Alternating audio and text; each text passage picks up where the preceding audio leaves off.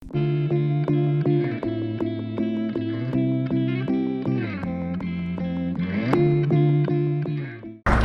you, Chief Joseph, for those very moving words and compelling thoughts.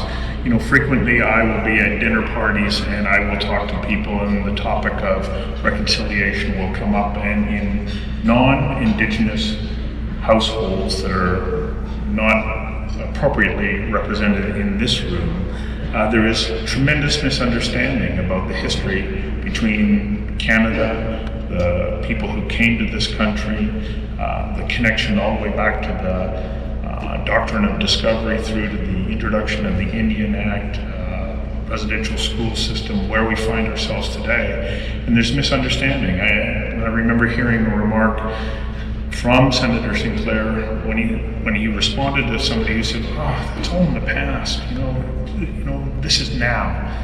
That was then." And the remark was, "You may think you're done with the past, but the past is not done with you." There is a legacy to all of these things that have happened over the course of our collective history here in this country, and we stand at a really interesting point where we can make a change. Part of that is making sure that people beyond this room understand what the legacy of the Indian Act and, in large part, the residential school system has been.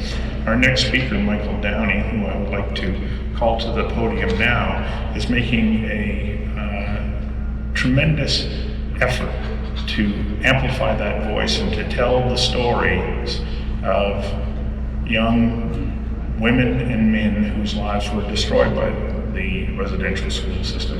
I'd like now to ask you to join me in welcoming Michael Downie to the lectern.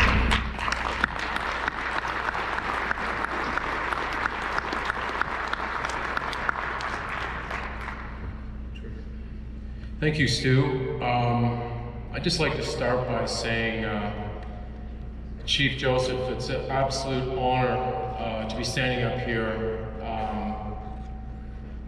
Wish I'd gone first, but it's an honor to be sharing the stage with you this afternoon. And your words are so powerful, so important, and thank you very, very much. I'd like to acknowledge the traditional unceded territory of the Coast Salish people, Musqueam, Tsleil-Waututh, and the Squamish people. I'd like to thank Jennifer Turner and everyone who brought this day together for inviting me to come out. I was honored to be invited. I'm honored to be here. And I'd like to acknowledge a friend and a co-member on the Gord Downie and Chanie Wenjack Fund board, and that's Corey Wilson. And as it turns out, Corey's uncle is Chief Joseph, so reminds me a little bit of Kingston. You got to be careful what you say to whom. I'd like to start off today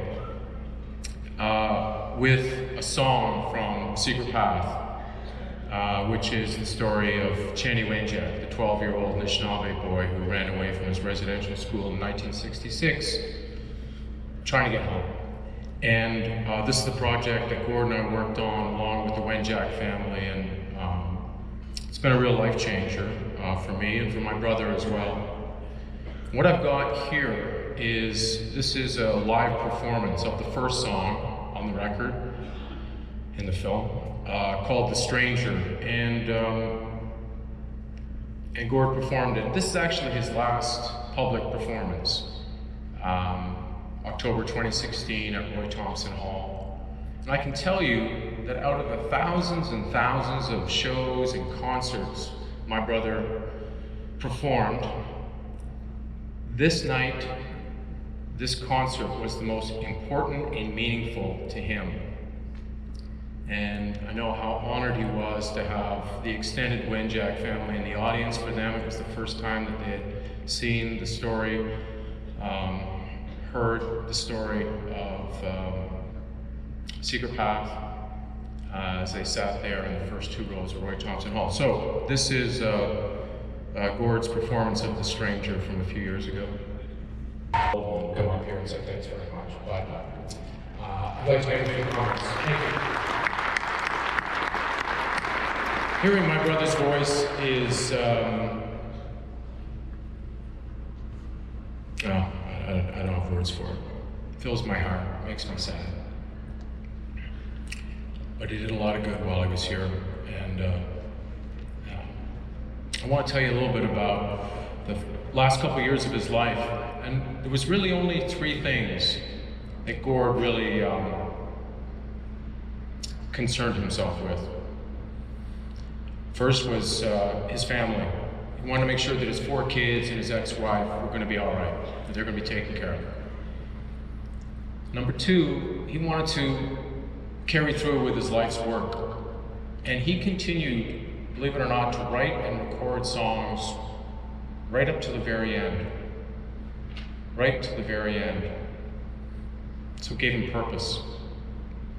The third thing, and this was really, really important to him, was he wanted to inspire Canadians, non-Indigenous Canadians, from coast to coast to coast, to consider Indigenous lives and to think about a people, as he said from the stage in Kingston on his final show with the Tragically Hip, a people that we'd been trained to ignore.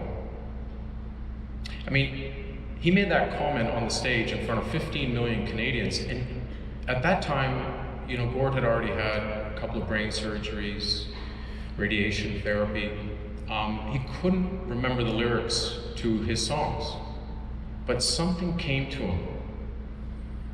He didn't make any preparations, but he pulled that out. A people we'd been trained to ignore. I thought that was so prescient, so on the point.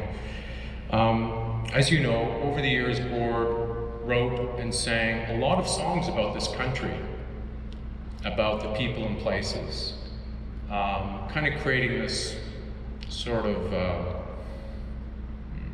making people feel proud, making Canadians feel proud. And songs, you know, are Bob Cajun, 100th Meridian, Wheat Kings. He sang about me at 38 years old, but in 38 years old, I was a murderer who had been to prison. So, you take what you get sometimes when your brother is a songwriter. But he mythologized about this country. The funny thing is, Gord was not much of a nationalist, not a flag-waving patriot. He was a proud Canadian. He was a proud Canadian. But he knew this country and the people in it weren't perfect. Far from it. And he always thought we kind of had this propensity for reaching over and patting ourselves on the back for not being American. That was his theory. You know what I'm talking about. That kind of, those Americans, just so racist down there. What is wrong with them? Why can't they be more like us? Well, those songs were kind of lyrical snapshots, if you will. And they were more, I think, myth than reality. Certainly 38 years old, it was a lot more myth than reality. But there was a prison break in 1972 from Milhaven Maximum Security Prison. But these songs were about places of the heart, not spots on the map. And, you know, for Gord, it was poetry, not some jingoistic philosophy. If you really want to know what Gord thought about this country, he told me that he always had this feeling that there was something wrong. Going back to when he was a kid, just something missing, not quite right. And it was in the last few years of his life that for him, he realized what that was. And it was the Indigenous heartbeat of this country, of this land. That's what was missing. It was almost like an aha moment for him. Oh. I mean, it took him a long time to figure that out. You know, I don't think he was proud of that. But before he left us, he for himself knew why he had always had this nagging feeling about this place, even though he was celebrated for being this Canadian cheerleader, this guy who made people feel really good about it. Anyway, you know, a sense of purpose is a real motivator. And when we first heard the story of Chanie Wenjack, it broke something. It gave us a moment. It gave us a sense of purpose. And we had this feeling of injustice and systemic failure, and we needed to share it with other Canadians who we thought that perhaps like us didn't know the true history of this country and just how tilted things have been for so long when it comes to the treatment of Indigenous. Again, not a major breakthrough. And this was maybe 7 years ago. Not a good feeling at all, but it gave us a sense of purpose that we needed to do something. You see, up until then, we hadn't really considered that until we heard the story of Chanie, we hadn't really considered that we were part of something not very good, a national bias, a superiority myth, if you will.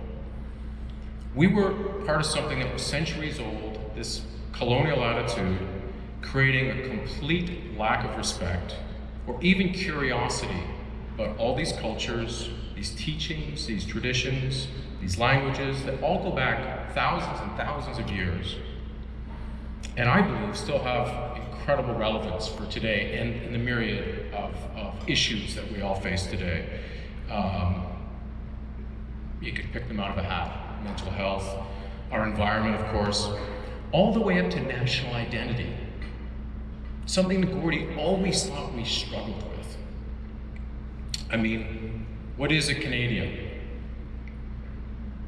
Gord always thought we kind of took the easy way out on this, didn't do the heavy lifting, didn't do the work that was required to answer that question. Maybe we left it up to the marketers, and when they came back with this amalgam of extreme politeness, snow, hockey sticks, and donuts, we kind of went, yeah, that's pretty much it. You nailed it. That's us. That's depressing. That's not Canada, that's not a country. But when you leave that Indigenous piece out, what makes us different than anyone else, any other country? Not much. Then you say, well, yes, but we're a young country. This is an immigrant culture. But how does that work when we have citizens of this country, we have people in this room that can trace back their families for thousands of years, for generations after generations. And there are these generations, these ancients, who walked the land, who paddled the rivers, who provided for their families and woke up each day and gave thanks for the morning light. They didn't live fictional lives. They were real. They were real as all of us here today. And they had the same questions, the same issues that we all do here today. How am I going to provide for my family? How do we maintain the land's natural bounty to sustain us? What the hell's wrong with these kids of ours? Nothing changes. I have 5 children, so I almost always have to do a little bit of personal therapy when I get the chance. You know, I believe Gord would have been really excited to hear about, to think about BC's adoption of I have trouble saying UNDRIP, so the UN's Declaration of Rights for Indigenous People. I think Gord would have really, really been moved by this. I think you as a province, your government, is just going to make better decisions. Certainly going to make better decisions when it comes to Indigenous child welfare, Indigenous education. You know, I think overall, I think if it comes down to economic opportunity, it's going to make things better. And I think it could go way, way beyond that. I really do. Not just here, but across the country. I think it could help tip the balance in a new direction, you know, away from this Western ideology when it comes to things like the economy, where we have this sort of myopic short-term outlook of the quick returns that inflate this GDP balloon that's supposed to take us all higher and higher and higher towards something different, you know, towards something safer, multi-generational. A kind of a multi-generational planning and measurement paradigm that captures our total well-being, our physical environment, the land, the air, the water, and all the creatures, us, ones that crawl and swim and fly, and brings that all together so that it's there for generations to come. And I think it should be reflected in how we all think about the wealth, the economic wealth of this province and of the country. You know, there's an expression that there's no health without mental health, and I think you could, you know, in the same vein say, I don't think there's really any health, national health, without the health of Indigenous communities. It's that elemental, I believe. Yeah, because that's kind of what, I don't think, I think sometimes we parse things out. And well, this is going well over here, this is not doing so well here. It's all the same thing. And if you look at what's happening in Australia right now, you think about the wealth, the bounty of New South Wales. It's been decimated. You don't need a balance sheet to understand that whatever they had has been completely changed forever. See, I think it's time for Canadians to see the world differently. I really do. I think this declaration is going to help. But I think we need to see the world, all Canadians, through fresh eyes. And I think it's our practices, our relationships. I think we need to see them through an Indigenous lens. I think it's that significantly different than what we're used to, the way we're used to thinking. I believe this country needs to get this right. And I think the relationship between Indigenous and non-Indigenous people is absolutely critical. And everything that we got absolutely wrong 150 years ago, right up until now, Confederation, the Indian Act, the Reserve Pass system, the residential schools, it's a long list. But everything that we got so wrong, we have to get it right. And I believe that the UNDRIP and the adoption of it is going to help do that. For me, I think there's, being expert of very little, interested in a lot, I think there's sort of 4 areas that we really, really need to focus on going forward. And the first one is why you're all here today. That's the laws, the legislature, and the governance that ensure and enforce equity and opportunity for Indigenous people right across the land. Starting here, to remove these third world living conditions that take place in so many communities. And I do think this UNDRIP is a big, big step in that direction. Number 2, education.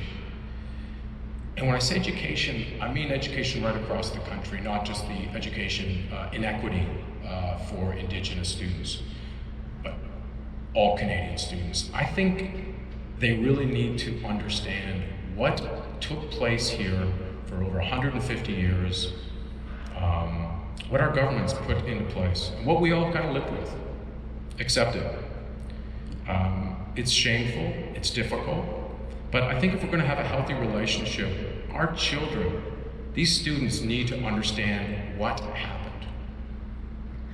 On the other side of the education coin, I think our students need to learn about the Indigenous cultures in a really, starting right off the hop, first day of school. And I think it's these teachings, traditions, the stories, the language, developed with the local nations, with the elders, under their supervision. I think it's essential for us to continue down this path of enlightenment, or to begin to go down this path of enlightenment. Number 3, I think business and industry really need to create job and career opportunities for Indigenous right across the country. The larger the company, the more opportunities they should have. And it goes all the way up to the executive level, and right to the board level. Think of long-term governance. I think it's absolutely essential as a country. And I think these things have to happen. If in many places it's already begun, it needs to happen in a much more robust way. We'll be the better for it. We absolutely will. And 4th, this is one that I thought of Gord, and I think he would really, really think this is a good idea. And that is just, I think we really need to be proactive when it comes to the creative arts and the Indigenous creative arts, contemporary, traditional, you name it. The province, the country. And I think as individuals, we need to support and promote Indigenous music, art, theater, literature, film, you name it, and help these artists share their gift with the world. Kind of going back to this idea of who we think we are. Art expresses who you think you are. That's why it's so hard. That's why there's so few people that can actually get it across. But I believe that there's a gift, and we need to help share it with the rest of the world. And I think if we do that, we're going to help secure this amazing culture and teachings and traditions, this philosophy, this worldview. I think it's all contained in there in the arts. And if we do that, I think we're going to show the world that there is something here in Canada, that there is something worthy and something important. And if we get it right, we'll be the envy of the world. And my brother would be really, really happy about that. Thank you so much for having me here today. It's been an absolute honor. Enjoy the rest of your conference and everything else this afternoon. Thank you.